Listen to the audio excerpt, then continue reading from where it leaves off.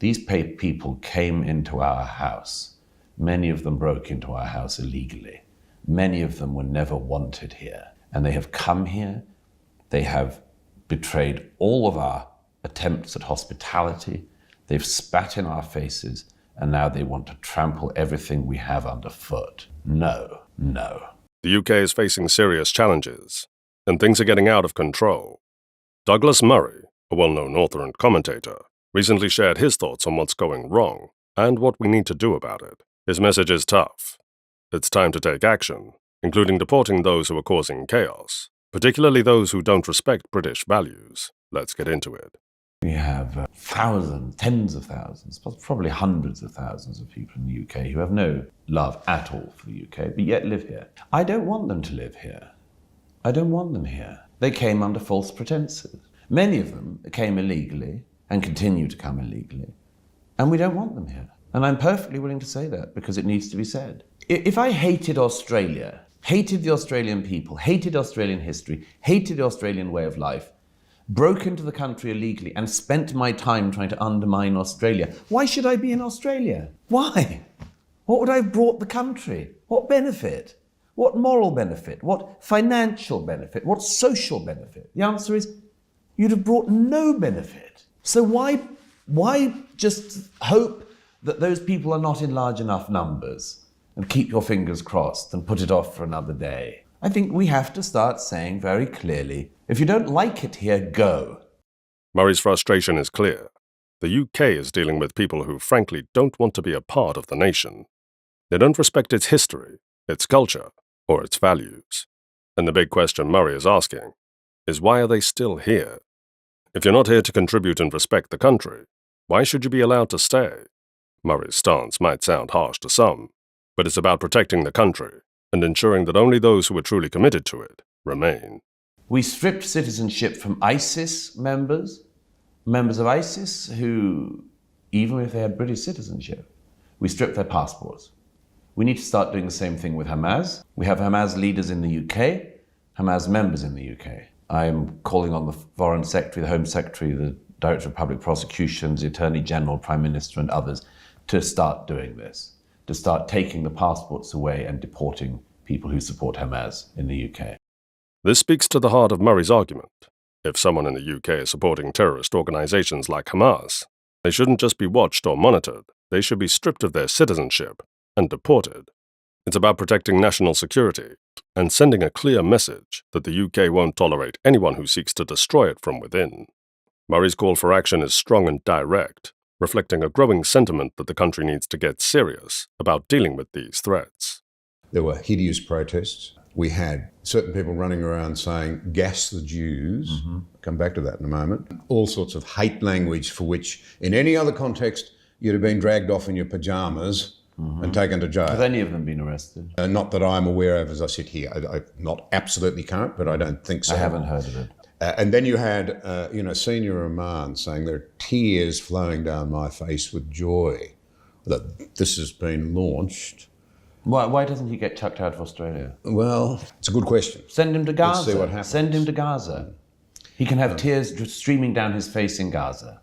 Murray is rightfully angry about the rise of radicalism and anti-Semitism, and he's not afraid to call out the hypocrisy. People are getting away with spreading hate and violence, and it's not being dealt with properly. His suggestion to send them to Gaza might sound extreme, but it reinforces his point. Why should the UK harbour people who openly despise its values and its allies? This is about more than just punishing hate speech. It's about ensuring that those who wish harm on others have no place in a society that values peace and tolerance.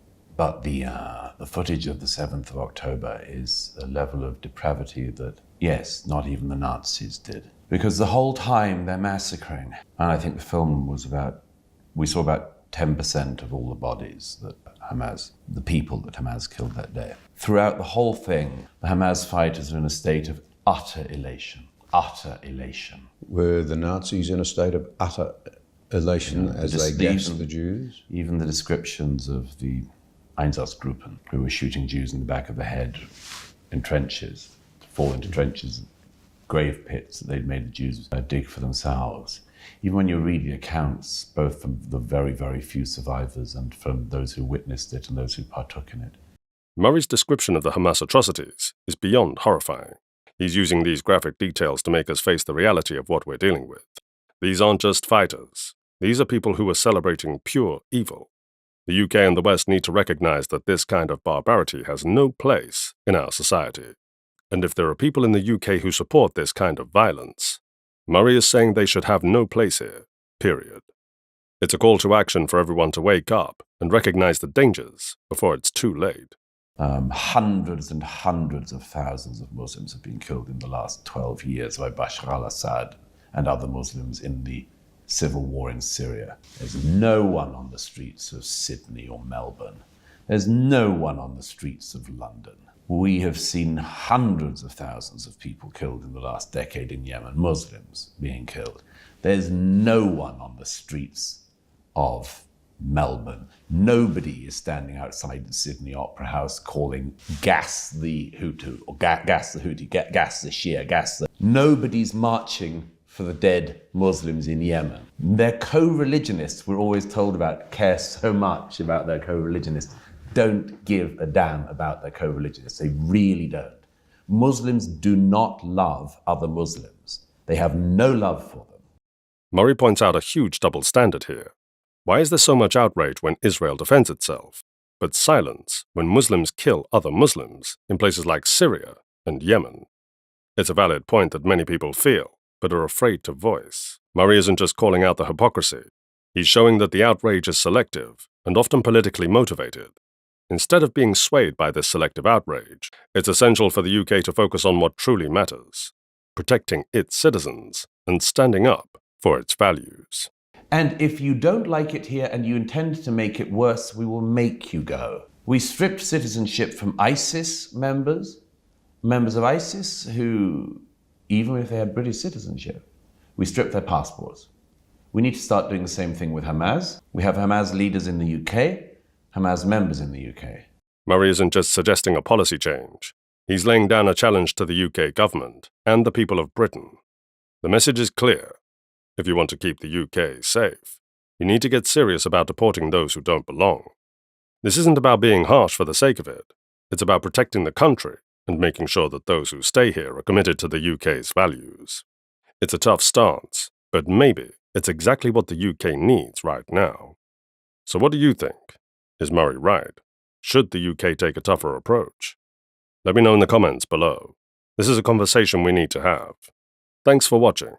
Make sure to like, subscribe, and hit the notification bell so you don't miss any future content. We're tackling the big issues here, and your voice is a big part of that. Let's keep the conversation going. Until next time.